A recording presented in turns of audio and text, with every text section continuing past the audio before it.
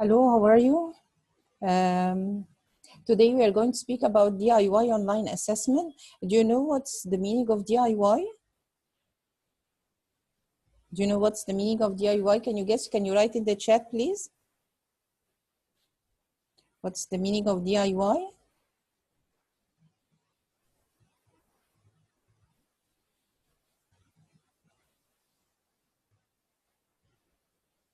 Yes, any answer?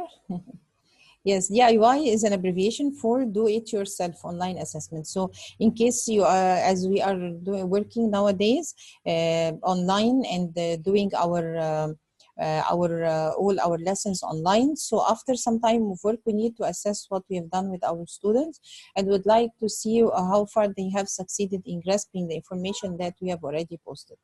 So that's why instead of just using sheets and worksheets and different kinds of scores that you set in your records at school, we can do some of the activities online, which is going to save us a lot of time and give us a very quick response. So our session today is going to be about DIY online assessment and how to do it on your own. So before we start, the very first question that has come to my mind is, what is assessment? What is assessment? Can you give me a brief about what is assessment? Can you write in the chat box, please? Amari and Shireen and Aya, are you following?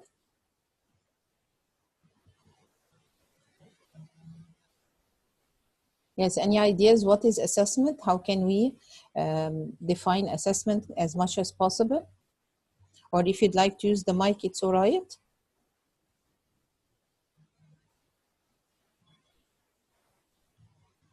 Amari and Shireen and Aya, can you hear me?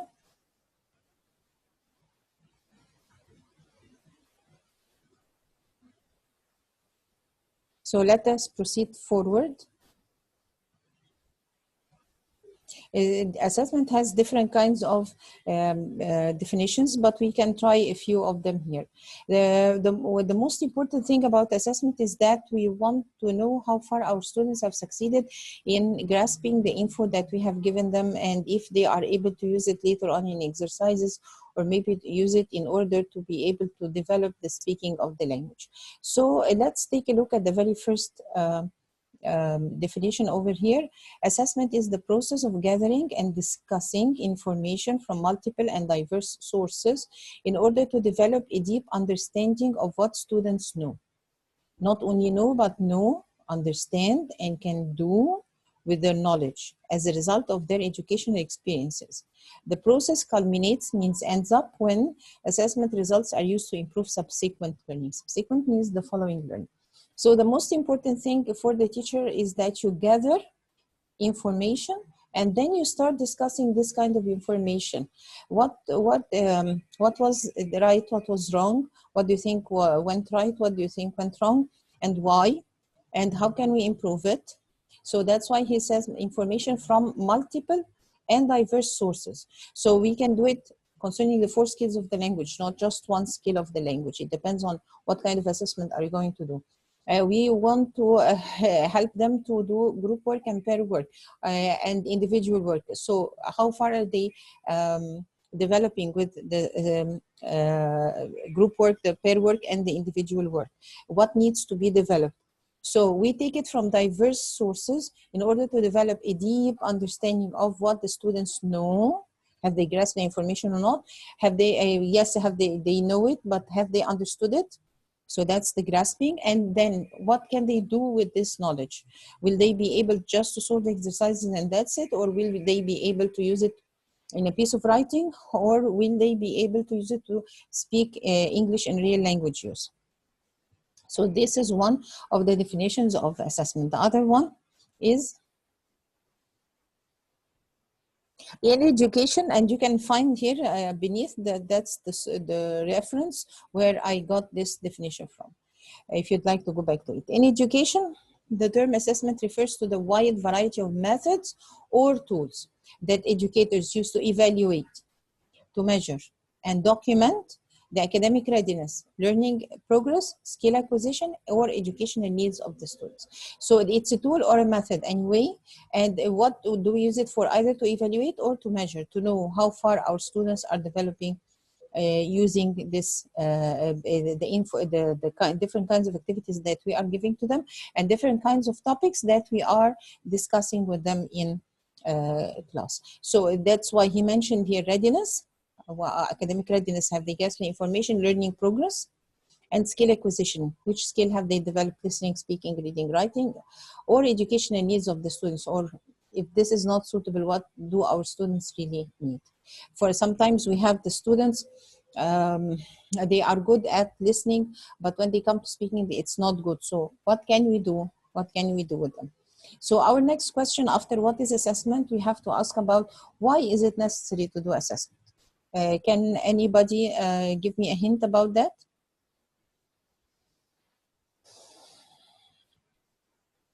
Yes, I mentioned here it's the process of checking the student's grasp of info. Yes, that's right. Yes, yes. Before we go ahead, why do you think assessment is necessary?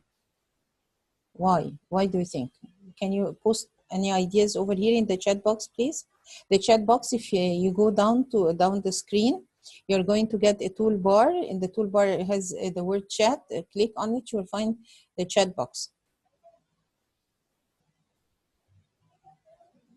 Any ideas?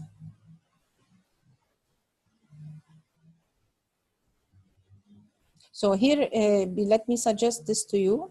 Why is assessment important, or why should we do assessment? It is essential to evaluate whether the educational goals and standards of the lessons are being met. The main objectives of our lessons, have we been able really to achieve the goals that we have set for our whole curriculum right from the beginning or not? This is very important. What's the main objective of the lesson? If we are going to teach the present simple tense, this is not the main objective of the lesson. The main objective is why are we teaching the present simple tense or the past simple tense or certain vocabulary? Why are we doing that? So it's to evaluate whether educational goals and standards have been met, means they have been achieved. The next question is, what should assessment do, or what should assessment measure? In other words, let us make the matter easier. What should the assessment measure? It should measure learning objectives and application of knowledge. So learning objectives, have we been able to achieve our objectives as we have just mentioned or not? And are the students able to use the information grasped in order to use it in real language use and be able to use it to develop any of the skills of the English language, to develop listening, to develop the reading, to develop the writing, and so on. Assessment techniques should reflect the pedagogy of the courses. This is very important. Of course, when we set the criteria for the assessment, we cannot say, for example, that I'm teaching listening and speaking, for example, but I'm assessing reading. I'm not teaching reading, so how can I assess reading? And so on and so on. So the assessment techniques should reflect the pedagogy, the information inside the courses. Not if our course includes, for example, the different 4 tenses. Yes, Shireen, it's right to check the students' understanding. For example, if in our course we have the 4 tenses, main tenses, present simple, present continuous, present perfect, and past simple, for example, and then when we come to assess, we check if they know how to use the past perfect tense. We don't have the past perfect tense in the curriculum, so how can we assess it? So it has to reflect the pedagogy, means the information inside the courses.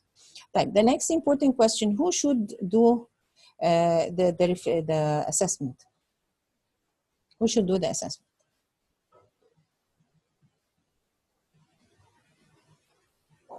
It's a very easy question. It's not that difficult. Any suggestions?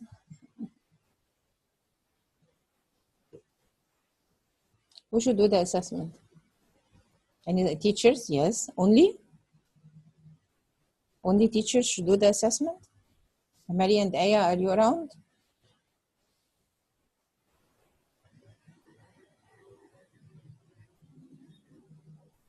Yes, students as well. We have what we call self-assessment.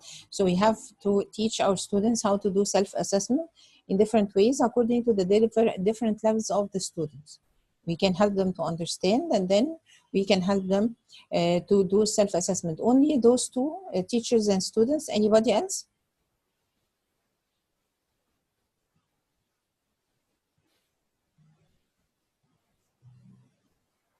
Yes, we have the supervisor or the lead person, of course.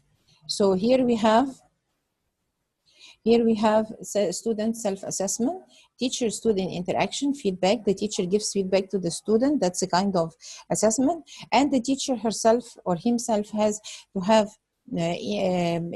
reflections on the attitude of the students towards the information and the exercises given. So this is another kind of assessment done by the teacher. And the third one, the supervisor, your supervisor or lead person comes in to attend your lessons and then give your notes, his notes or her notes in the end. So this is a kind of assessment for your work other than evaluation, the usual evaluation that we already know about. طيب, when we what kinds of assessments do we have? Is there only one kind of assessment that we need to follow? Or are there a number of assessments?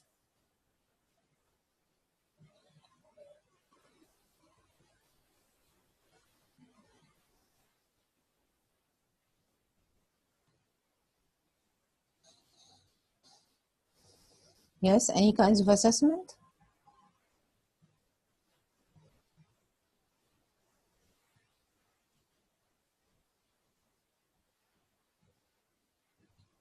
We have, if I ask you about Shakespeare, for example, if I tell you, where was Shakespeare born? Can you tell me? Where was Shakespeare born? Any idea?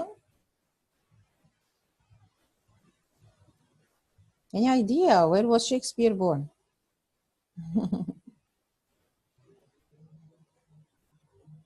Yes, Shireen, we have formative and informative assessment. We have formative, but we don't have informative. We have formative assessment, and it has a different name. The other one, it's called summative assessment.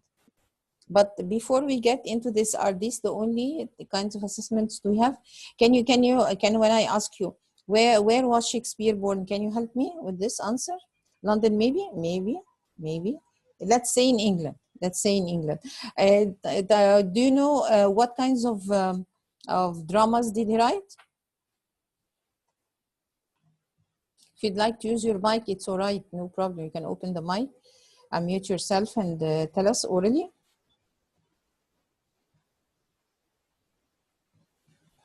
What kinds of drama did he write?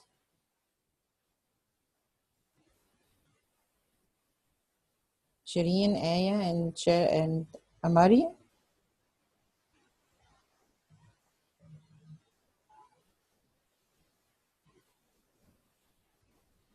Yes, he wrote, of course, he wrote historical dramas, he wrote social dramas, tragedies, comedies, and so on. So when I asked you about Shakespeare, for example, I try to guess how far do you have information about Shakespeare. Okay, so this is what we call diagnostic assessment.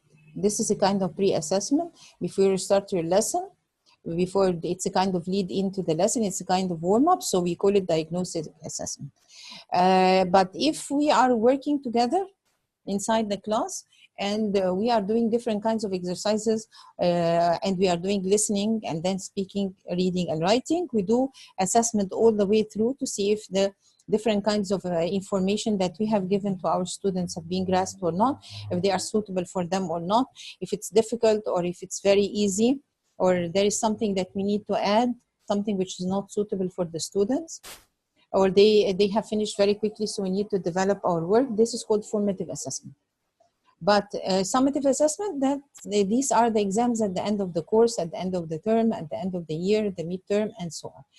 So before we get into this, before we get into more details about the idea of DIY online assessment, I would like you to watch with me this video of Shakespeare and then because we take care of the information, because this is very important, because we are going to do a kind of quiz for this information that we are going to listen to. Okay. Tell me, please, if you can listen, if you can hear. Can you hear this? William Shakespeare was born in 1564 in Stratford-upon-Avon. Can you hear? Can you hear the video? Can you see the video and hear the speaking, the sound of the video? Aya, Shireen, and Mari. Can you hear the video? I've stopped it now. Yes, Shireen, that's great. Aya and Mari, can you hear the video? You can see it. Can you hear it? In England. Is the sound all right? His father, John, was a glove maker. Okay, that's great. Okay, I'm going to start the video again. So please concentrate on the information because this is very important because we are going to do a quiz on this.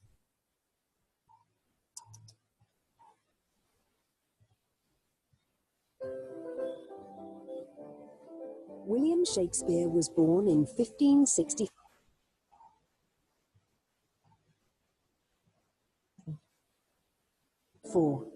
in Stratford-upon. William Shakespeare was born in 1564 in Stratford-upon-Avon in England. His father, John, was a glove maker. His mother, Mary, was a farmer's daughter. He had 2 older sisters, 2 younger sisters, and 3 younger brothers. William probably studied Latin, Greek, and history, and left school when he was 14 or 15. 3 years later, he married Anne Hathaway. They had a daughter called Susanna and twins named Judith and Hamnet. Sometime before 1590, he left Stratford and went to London, the capital city of England. London's first theatre opened in 1576. Shakespeare worked in London as an actor and then started writing plays too. In 15... Okay, have you registered this information? Because keep it in mind or keep it in a piece of paper because we are going to do a quiz on this later on. This is very important. So now let's move on to see what can technology do with assessment. So how does technology affect learning?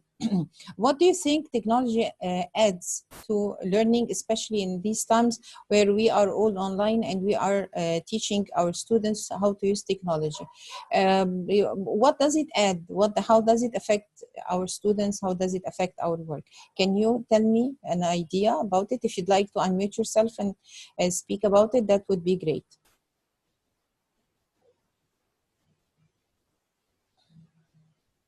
Shireen, would you like to say something?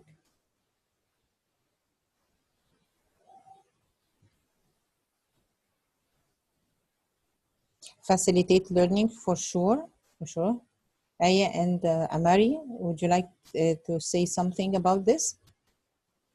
Muhammad, we have Muhammad here as well. Hello, Muhammad. Yes, would you, what do you think that it does is, in addition to facilitating learning, what else does it do? Technology facilitates teaching and promotes learning. This is very important. It facilitates your teaching. It makes it much more easier because it helps the student to get to it at any time, and at the same time promotes learning, develops the learning of the students as well. But then, and at the same time, here as Robles and Brothen have already mentioned in their book that I'm putting in the reference at the end, if we move courses from traditional classroom to an online setting, fundamentally, we shift human interaction, of course. Learning paradigms means ways of learning for the students and assessment techniques. And this is our concern now today, which is the assessment technique. Let's see some kind of apps that you can use online that can help you to facilitate learning for the students and assess their work at the same time. Let's take a look at this. Before we go ahead, there is a very important point that we need to keep in mind, that the students have the right to rubrics in order to know how far you are going to assess their own work. They need to know how are you going to assess their work when they do some kind of listening and speaking. How are you going to assess their work? Are you going to assess the pronunciation, the grammar structure, the meanings of the words, the format of the sentences? What are you going to assess? If they are doing any writing, how are you going to, what criteria are you going to follow in order to help them to assess their own work? So for example, are you going to assess ideas? Are you going to assess paragraphing, for example, using punctuation, capital letters, commas, full stops, and so on? Are you going to use are you going to assess the structure of the sentences, usage of certain tenses, usage of certain information and vocabulary? So they need to know all this so we can put it in the form of different rubrics. And this is a big idea that we can discuss, needs to be discussed on a separate session. So let's take a look at some of the technological apps that you can use online, which can help you to facilitate your learning. We have different ones here. We have Quizalize, Quizlet, Socrative, Kahoot, Zaption, JST, Today's Meeting, Google Docs, Google Forms, OneNote Classroom. This is a very nice one, like Edmodo, that belongs to Microsoft, Cambridge English Write and Improve the Beta, Edmodo, Class Dojo, Wiki, and Clickers. The Class Dojo is very interesting because you can put grades in the form of signs and emojis for your own students while they are working during the class. And when they finish the class, they can see kind of quick assessment for their work. So they would know exactly what they have done, how far do you evaluate their own work. In this case, that can be kind of very quick on-the-spot assessment, which can help the students to know what they have done well and what they need to improve. We have also Wiki and we have Clickers. Have you used any of these in your classes before? Have you used any of these in your classes before?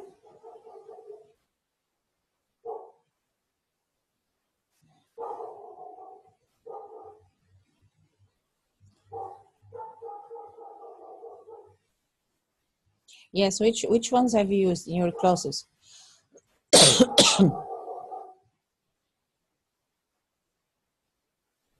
Class Dojo, that's quite interesting. Kahoot, yeah, yes, I have used Quizlet, quite interesting. Edmodo as well, that's very nice, yes, that's very nice. Shireen, would you tell us about your experience with Edmodo? Would you like to open the mic and tell us something about your experience with using Edmodo?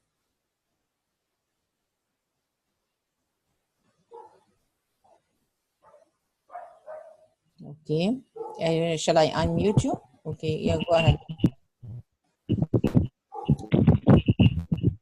Okay, Edmodo, it's an amazing website. It's through chat box or messages to students. I give them I'm sorry, Shireen, your sound is not clear. Your sound is not clear. Do you have a fan beside you? Yes, yes. Okay, I am away from it. Okay, that's great. Thank you. Okay, can you hear me now? Yes, it's much better. Okay. Yes. Okay, I follow my students through Edmodo nowadays. That I send them some structures and some steps to. Hello. Yeah, seems that yes, your internet went out. Yes, Shireen, are you back? Sarah, can you tell us how did you use Quizlet? Would you like to unmute yourself and tell us about it, Sarah? Can you hear me, Sarah? Hello. Hello, Sarah. Hello. Hello. Hello, how are you? I'm fine. How are you? How are you? I'm fine, thank you. Are you using or have you used Quizlet with adults or young students? Um, um, I experienced Quizlet, but not with the students. With whom? I did an exam. You sat for an exam for yourself, you mean? Yes. Yes. I have learned how to create exams in Quizlet in order to have a good background in a future when I can work as a teacher, so I can use these modern apps. That's quite interesting. So what do you think of it? Is it easy to use or complicated? What do you think? At first, it was quite complex, but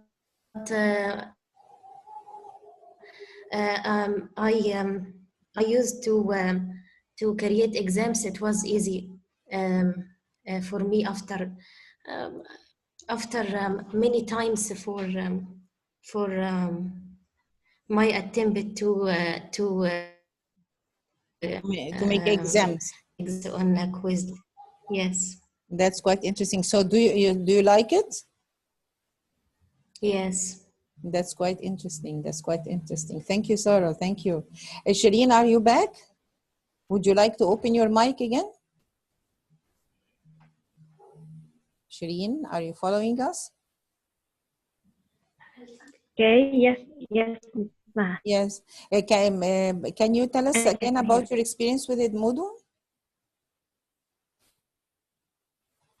Okay, Edmodo is a website which I met my students to ask questions if they have any difficulties with their researches on their projects, and I give them some feedbacks and correction about something about the things they are going to do in their researches. That's it. But I like this website. It's amazing. To be with a connect with my students during these days. Yes, yes. And it helps you to follow their work? Does it help you to follow their work? Yeah. Yes, and they like it. They like it, and they didn't miss their teachers as well. That's quite important. Yes, that's quite important. That's very interesting. Is there a chance for you over there to make a folder for your work and a folder for your class, or to put assignments for your class? No, I'm just giving them a feedback. If they want to improve some sentences, improve the resources, and I help them to find some resources for the researchers, which helps them, give them some ideas how to improve some parts in their project, like that. But I like it. I like it to help my students as well. Yes, if you go through it more, you're going to find that it's like a big folder where you can have a folder for all your work or your preparations, lesson plans, assignments, pictures, whatever worksheets. You can put all of them in a portfolio for yourself, and you can make another one for your classes. And at the same time, you can even receive work from the different students, and you can put them in different files for yourself again as a kind of reference for you to get back to them later on, maybe if you'd like to work on it later on. Okay, thank you very much. Yes, thank you very much. Thank you. I would like to speak now. You're most welcome. Thank you very much. I would like to speak now about Quizalize. Quizalize is a very interesting and one of the latest apps that you can use for assessment online. It's very interesting. This is the interface of the app when you open it. You find here the word resources, activity list, mastery, and grade book. And here you have create a quiz, and that's your account. When you get in, you find different kinds of curricula. where it belongs to, most of them belong to the Americas, and some of them go to the Southeast Asia. But you can choose one of them, which is the common European framework for us. And then if you are looking for a certain quiz or something, we want some kind of information, you can write the information that you are looking for over here. And then supposedly that you want to make a quiz for your own students. So you click here, create a new quiz. That's the first step. And then this is what opens for you. This is the box that opens for you to make a quiz. So you put the title of the quiz over here, and then you start adding your questions. You click add, or you can import questions from outside or a spreadsheet or something. And then you write your quiz, you write your question, and you want to submit, to move to another one. So you say add. Okay, so you move to the next one. This is what you get. You want to make a question first. So you put the question over here, you put the correct answer, and you put the wrong answers over here. And then if you'd like to explain the answer, you explain it. If not, it's up to you. And this is the subtopic. What kind of skill would you like? Is this going to benefit your students for? Are you going to test them for listening, for speaking, reading, and writing? It's up to you. There are some kind of explanations. You can add it, you can take it away. The interesting thing here is that they are putting a duration over here. You can put a duration for your question. You want them to answer in 30 seconds, in 50 seconds, in 10 seconds. It's up to you. And then there is there are some extra apps that can help you here. Math mode, use images if you'd like to use an image that is going to add to the question. Use audio or use text speech. So you write your own question over here with the correct answer and the wrong answers, okay? And then after that, you want, they give you here choices. Would you like to duplicate the question? Would you like to delete the question? You don't like it? Would you like to edit it? It's up to you. If you have finished this, you want to save it. You have two choices of saving. Would you like to save it for the library, or would you like to save it for and give it to your class? If you like to save it for your class, that's very interesting. Takes you to this page, activity settings. You have three choices. Would you like to do it online at the same moment, play in class, or would you like to assign it as a homework, or would you like to assign it as an exam? And you have down there, you have different choices for you to tell you, would you like the correct answer to appear to the students as soon as they answer a question correctly or wrongly? Would you like them to see their scores? And different other choices that can help you, and they can be very beneficial for you as a teacher for your follow-up later on. And then if you don't want to save it as an activity setting, you want to save it to your library. Now, what would you do? If you click save it to my library, this is how you are going to get it. It's saved to your library, and here is our quiz. I've already made one for Shakespeare, William Shakespeare. It's over here. So you say assign, means you assign it for your class. So you get in and you make a class, and as soon as you open a class, they give you a code for it. And so your class, you give the code to your class, and so the class is going to get inside and they start solving the quiz. Right, دلوقتي we have about 3 minutes left for our session here. This is the quiz that I've already set, okay? So I want you now, I'm going to give you the code of the quiz. So we are going to stop the session now, and I give you another link to get inside once more. I want you to go to the following link. Go to, I will put it in the chat for you.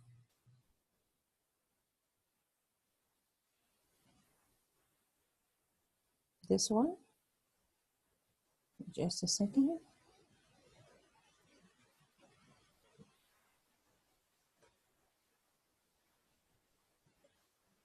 Get on this link, okay? Get on this link. And when you get on this link, add this password, this code.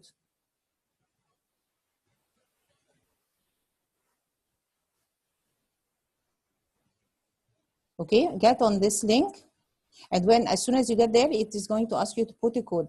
Put the code, and then it's going to ask you to put your first name, put any name you like, and do the quiz. Okay, and when you finish, we are going to leave the room now, and when you finish, I want you to get back to the same link over here, the same link that you got with in here. I want you to use it to get in once more.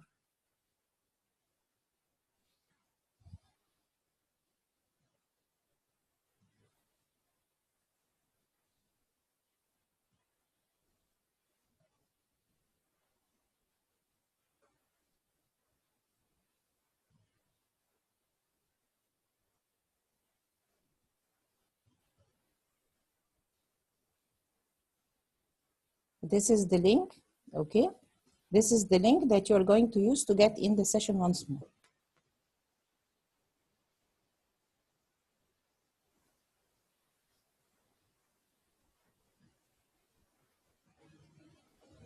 Okay, I want you to do this. I'm going to end the session now. Please go on this link and then use this code. And when you use this code, when you finish the quiz, as soon as you finish the quiz, the most important thing, please, it tells you, please submit, please save and send, and then come back on this link once more. Please save this link before we close the session.